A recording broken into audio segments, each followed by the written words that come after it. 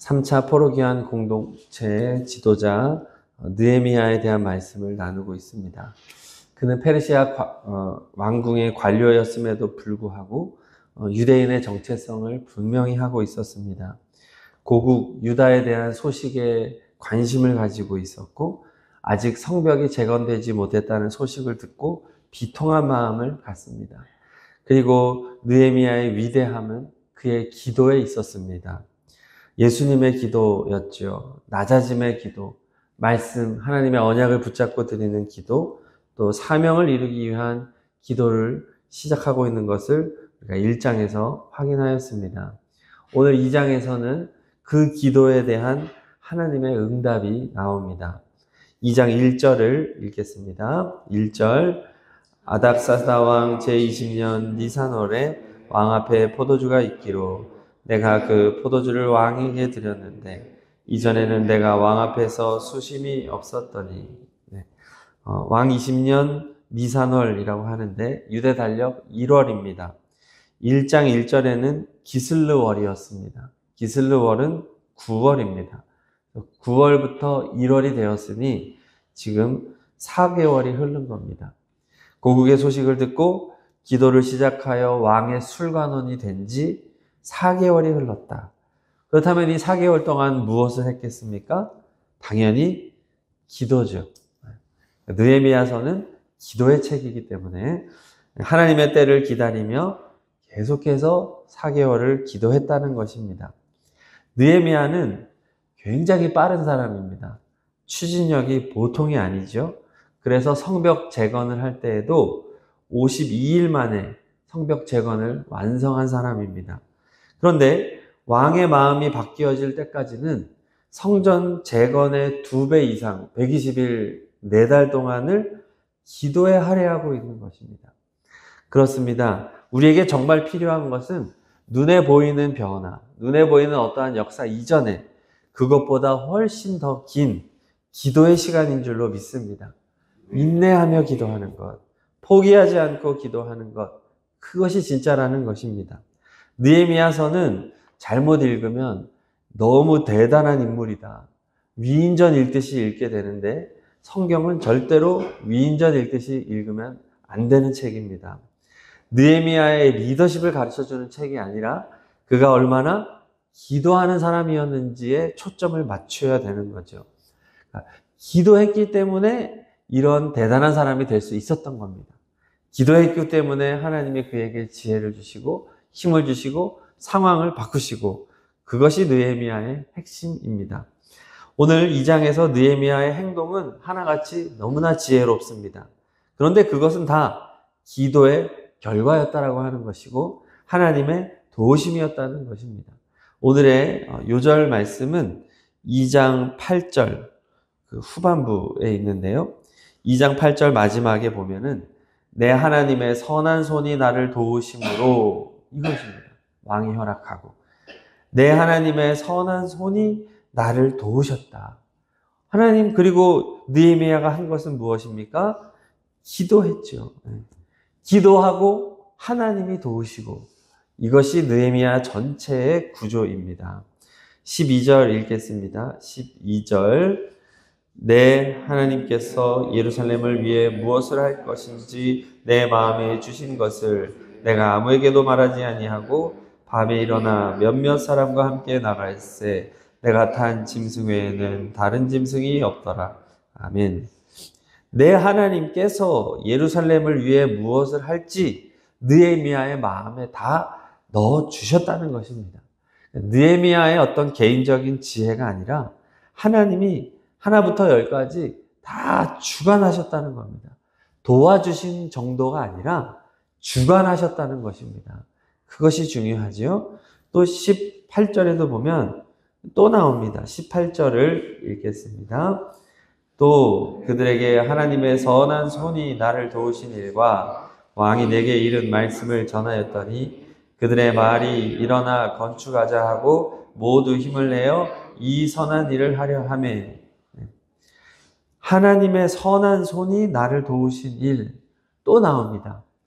2장의 가장 핵심은 하나님의 선한 손이 다 하셨다는 것입니다. 처음부터 다시 보면 아닥사스다 왕이 느헤미야의 안색을 보고 느헤미야에게 말을 겁니다. 이것은 느헤미야가 말을 시작한 것이 아니라 왕이 시작했다. 그리고 이것은 하나님이 했다는 거죠. 2절에 보니까 왕이 내게 이르시되 내가 병이 없거늘 어찌하여 얼굴에 수심이 있느냐? 이는 필연 네 마음에 근심이 있음이로다. 지금 누가 누구를 살피고 있습니까? 원래 신하가 왕의 안색을 살피는 거죠. 지금은 왕과 신하가 바뀐 겁니다. 술관원에 오른 지 고작 4개월밖에 안 된 신참 관료입니다. 그런데 지금 근심하며 기도하다 보니 간절히 하나님의 뜻을 사모하며 기도하다 보니 또 하나님께서 오늘 그를 사용하시기 위하여 그의 얼굴에 수심이 가득한 어두운 얼굴이 됐다는 겁니다. 그러면 일반적으로는 처벌받을 일입니다. 어디 왕 앞에서 인상을 쓰고 너 그만해. 가르치면 되는 거예요, 왕은. 그런데 놀랍게도 하나님께서는 왕의 마음을 부드럽게 하셔서 느헤미야에게 관심을 갖게 하는 겁니다. 그리고 해결해주고 싶은 마음을 넣어주시는 거죠. 4절을 읽겠습니다. 4절 왕이 내게 이르시되 그러면 내가 무엇을 원하느냐 하시기로 내가 곧 하늘의 하나님께 묵도하고 내가 무엇을 원하느냐 이것은 왕의 입을 빌어서 하나님이 하신 응답입니다. 무엇이든지 들어주겠다. 하나님이 그 왕의 마음에 감동을 주신 겁니다. 또 4절 후반부에 보니까 느헤미야는 이 와중에도 하나님 앞에 묵도하고 기도하고 오죠. 기도. 느헤미야의 모든 반응, 그의 대답 다 기도의 응답이었다는 겁니다. 5절을 읽겠습니다. 5절 왕에게 아뢰되 왕이 만일 좋게 여기시고 종이 왕의 목전에서 은혜를 입었사오면 나를 유다 땅 나의 조상들의 묘실이 있는 성읍에 보내어 그 성을 건축하게 하옵소서 하였는데 아멘. 당시 근동에서는 조상의 묘를 잘 관리하는 것은 매우 중요한 그런 일로 생각되고 있습니다. 느헤미야는 자신의 조상들의 묘실을 관리해야 할 책임을 말하면서 왕에게 지혜롭게 답변하고 있습니다. 그런데 이 지혜로운 답변이 어디서 왔냐 하면 하늘의 하나님께 묵도한 결과로 나왔다는 것이죠. 그가 대단한 지혜가 있어서가 아니라 하나님이 그가 그동안 4개월 동안 기도하는 중에 지혜를 주셨다는 겁니다. 뿐만 아니라 6절에 보면은 그때 왕후도 왕 곁에 앉아 있었더라. 이 이야기를 하는 때에 굳이 왕후가 왕의 곁에 있을 이유가 없잖아요. 왜 이런 불필요한 구절이 여기에 들어갔는가? 왕후가 느헤미야의 응답에 선한 영향력을 끼쳤다는 것이죠. 아마도 왕후는 느헤미야를 지지하는 인물이 아니었을까. 또 하나님께서 왕후를 곁에 두심으로써 왕의 마음을 부드럽게 해주지 않았을까. 그렇잖아요. 남편들은 아내가 옆에 있을 때하고 없을 때 차이가 많이 납니다. 아내가 옆에 있으면 사람의 마음이 여유로워지고 부드러워지거든요. 지금 하나님이 왕후를 옆에 두셨다는 거고, 또 하나는 지금 이 자리는 공적인 자리가 아니라 개인적인 자리였음을 또 보여줍니다. 많은 신하들이 있어서 왕이 생각을 많이 하고 여러 가지를 고려하면서 답변할 필요가 없이 그저 왕과 왕후와 이렇게 느헤미야가 개인적인 자리에서 이 이야기를 나눌 수 있도록 하나님께서 이 모든 타이밍과 상황을 만들어주셨다. 이렇게 볼 수 있는 겁니다. 자, 그리고 왕이 느헤미야에게 이렇게 물어봤을 때 느헤미야는 기다렸다는 듯이 척척척 대답합니다.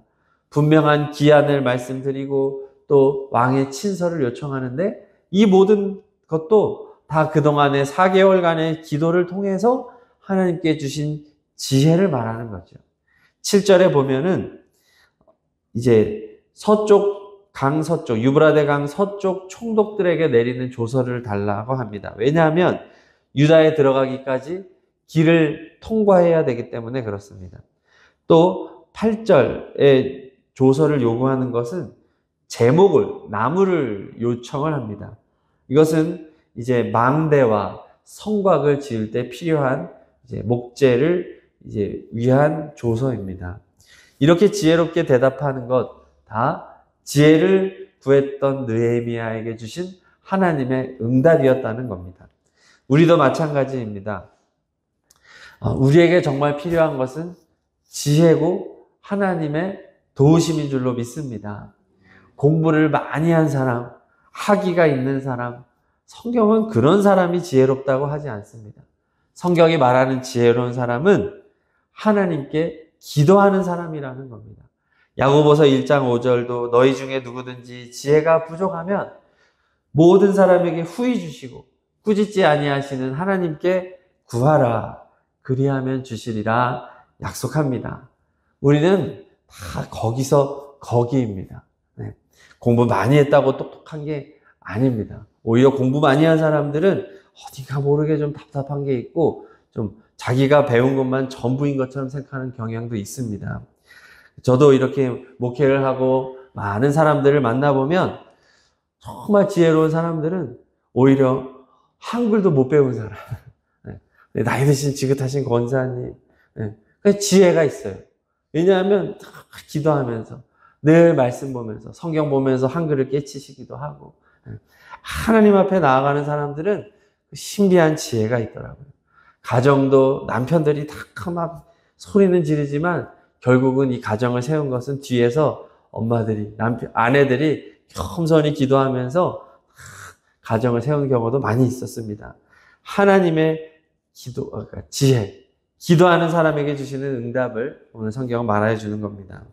자, 그리고 오늘 13절부터 16절까지는 결국 고국에 도착한 느헤미야가 이제 그 땅을 순찰하는 말씀이 나옵니다. 12절을 읽겠습니다. 12절 내 하나님께서 예루살렘을 위해 무엇을 할 것인지 내 마음에 주신 것을 내가 아무에게도 말하지 아니하고 밤에 일어나 몇몇 사람과 함께 나갈새 내가 탄 짐승 외에는 다른 짐승이 없더라.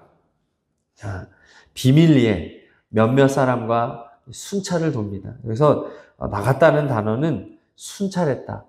정밀 조사를 했다. 그리고 심지어 이것은 의학 용어라고 합니다. 의사가 환자의 몸 상태를 확인하기 위해서 정밀 검사를 하는 거예요. 엑스레이를 찍고 내시경을 하고 MRI를 찍고 이렇게 하나하나 세부적으로 몸의 검사를 하듯이 지금 이제 이쪽 황폐해진 성벽 주변을 이렇게 회파된 곳을 정밀하게 진단했다는 것입니다. 자, 포로 귀환 공동체는 포로에서 귀환한 처음부터 지금 160년이 넘는 시간 동안에 성벽이 한 번도 없었습니다. 한 번도 성벽이 세워지지 않았고 이 성벽이 세워질 것이라는 기대조차 못하고 있는 상황입니다. 희망이 없습니다. 그런데 느헤미야는 지금 오자마자 딱 3일 정도만 쉬고 바로 현실을 분석하고 있습니다. 그것은 가능하기 때문입니다. 믿음이 있고 소망이 있기 때문에 그렇습니다. 의사가 진단하는 이유는 무엇입니까? 고칠 수 있기 때문입니다. 들여다보면 제가 고쳐주겠습니다. 저는 그러한 지식이 있습니다. 그러한 도구가 있습니다. 그래서 진단을 하는 것처럼 희망이 없고 포기하고 주저앉아 있는 이 이스라엘 땅에 느헤미야는 오자마자 행동을 취하는 거예요. 진단하는 거예요. 믿음의 한 걸음을 내딛는 것입니다. 어떻게 이것이 가능하냐? 기도했기 때문에 가능하다는 것입니다. 기도하는 사람은 가능하다고 믿는 거예요. 그러니까 부모들도 자식을 보면서 너무 오랫동안 자식이 말을 안 들으면 소망이 안 생깁니다. 아유, 안 돼. 못해. 근데 그것이 이게 잘못하면 잘못된 믿음으로 연결이 되는 겁니다. 쟤는 안 바뀌어. 아닙니다. 하나님이 역사하시면 수십 년 동안 우리 자녀가 정말 내가 원하는 대로 변하지 않더라도 하나님이 역사하시면 짧은 기간에도 놀라운 역사가 일어날 줄로 믿습니다. 누구에게 그러한 일이 일어나느냐? 기도하는 사람에게 일어난다는 거죠. 포기하지 말고 기도해라. 하나님의 기도는 우리의 죽은 소망을 살린다는 것입니다. 자, 그리고 오늘 2장에서 느헤미야에게 응답하신 가장 결정적인 장면은 백성들의 반응입니다. 17절에 보니까 17절에 후에 그들에게 이르기를 우리가 당한 공경은 너희도 보고 있는 바라. 예루살렘이 황폐하고 성문이 불탔으니 자 예루살렘 성을 건축하여 다시 수치를 당하지 말자. 연설을 했습니다. 비밀내에 정탐하고 나서 이제 관리들을 모아다가 이제 선포하는 거예요. 자, 우리 그동안 수치를 당하고 있었습니다. 여러분 수치를 당했는데도 여러분들은 그동안 아무런 액션을 취하지 않았습니다. 여러분 우리 움직여야 됩니다. 자, 그리고 18절을 같이 읽겠습니다. 18절 또 그들에게 하나님의 선한 손이 나를 도우신 일과 왕이 내게 이른 말씀을 전하였더니 그들의 말이 일어나 건축하자 하고 모두 힘을 내어 이 선한 일을 하려 하매. 자, 하나님의 선한 손이 역사하신 간증이죠. 이 간증을 듣습니다. 야, 페르시아 저 땅에서 어떻게 왕의 술관원이 되어서 이런 지원을 받아 우리에게 이렇게 저 지도자가 올 수 있느냐. 야, 고레스를 통해서 응답하셨던 하나님 여전히 응답하시는구나. 백성들이 관리들이 이 말을 듣고 마음에 감화가 이르는 겁니다. 또 18절 중반에 보니까 왕이 내게 이른 말씀, 왕의 조서, 이거 하나님을 통해 되어진 말씀이죠.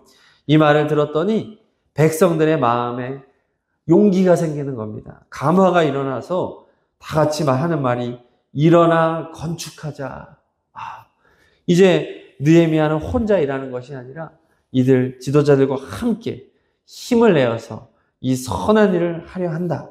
네, 우리가 기도할 때 하나님께서 사람을 붙여주시고 하나님께서 우리 모두의 마음을 바꾸셔서 하나님의 선한 일을 이루어 가실 줄로 믿습니다.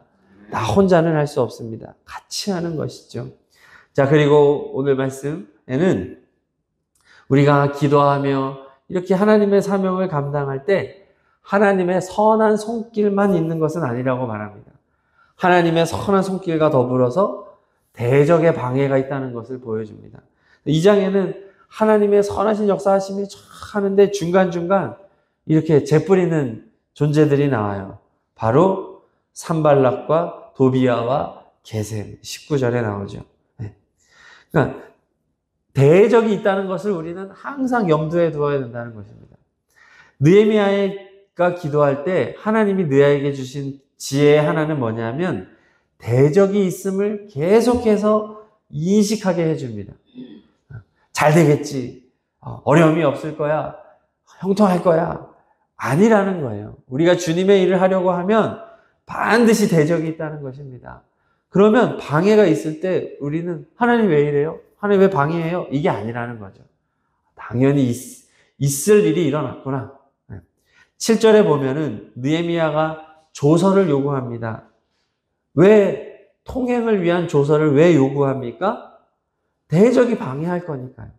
하나님의 선한 일을 이룰 때는 반드시 방해가 있다는 것을 우리는 알고 가라는 겁니다. 대비하라는 거죠. 13절부터 16절까지 이루어지는 순찰에도 비밀리에 진행을 합니다. 왜 비밀리에 진행합니까? 대적이 있으니까. 지켜보는, 불편한 시선으로 지켜보는 이들이 있었고, 심지어 외부에 뿐만 아니라 내부에도 적이 있습니다. 뭐 하려고 그러냐. 160동 안에도 못했던 거다. 부정적인 사람이 있고, 또 외부의 적과 내통하는 자들도 있습니다. 그렇기 때문에 대적의 있음을 알고 지혜롭게 대응하는 것을 성경은 말해주는 겁니다. 그리고 결국 대적이 방해를 합니다. 19절을 읽겠습니다. 19절 호론 사람 산발락과 종이었던 암몬 사람 도비야와 아라비아 사람 게셈이 이 말을 듣고 우리를 업신여기고 우리를 비웃어 이르되 너희가 하는 일이 무엇이냐? 너희가 왕을 배반하고자 하느냐? 하기로. 네. 사마리아 지방의 총독이었던 산발락, 암몬의 고위 관료였던 도비야, 아라비아 사람 게셈. 이 사람들은 다 떨어져 있는 지역에 살고 있는 지도자들입니다. 그런데 이들이 악의 연합을 만들어서 느헤미야를 대적하고 있습니다. 4장 6장에서도 아주 실질적인 힘을 가지고 집요하게 방해를 합니다. 이들은 권력가들입니다. 힘이 있습니다.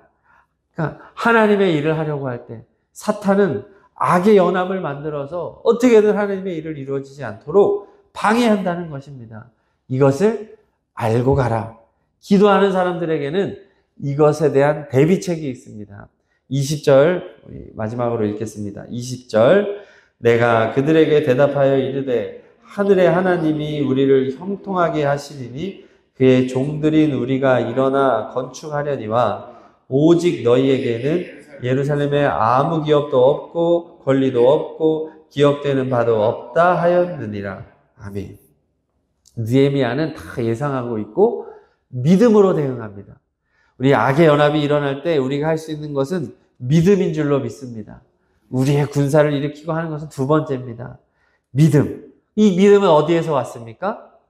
기도에서 왔다는 거죠. 하나님을 간절히 바라보며 모든 것을 하나님에 의지했더니 하나님이 담대함을 준 것입니다. 그리고 느헤미야는 자신을 회방하는 이 성벽 재건을 회방하는 무리들에게 선포합니다. 너희에게는 아무 기업도 없다. 아무 권리도 없다. 기억되는 바도 없다. 너희에게는 사법적인 힘도 없고 정치적인 힘도 없고 영향력도 없다라고 분명하게 선언하는 것입니다. 우리가 하나님의 일을 할 때 악한 사탄의 악한 영들이 방해를 합니다. 그때 우리는 믿음으로 선포해야 하겠습니다. 사단은 아무런 힘이 없습니다. 하나님이 주관하시고 하나님이 이루어 가시는 것입니다. 자, 오늘 2장 말씀은 1장에 이어서 우리에게 역시 기도의 중요성을 말하여 주는 것입니다. 우리는 하나님의 응답의 때가 올 때까지 포기하지 말고 기도해야 하겠습니다. 응답의 때는 짧지만 응답을 위해 기도하는 시간은 길어야 합니다. 인내하며 절대로 포기하지 말고 기도하고 하나님만 바라보아야 합니다. 그러면 하나님께서 우리에게 그때그때 지혜를 주시고 대적의 회방에도 흔들리지 않는 담대함을 주시고 또 함께 일할 협력자들을 붙여주시고 함께 마음을 모아 주님의 거룩한 사명을 위해 나아가는 공동체가 되게 하여 주실 것입니다. 모든 것의 시작은 기도였다고 하는 것입니다. 이제 주기도문 하고 오늘도 느헤미야의 기도로 나아가는 이 시간 되길 바랍니다.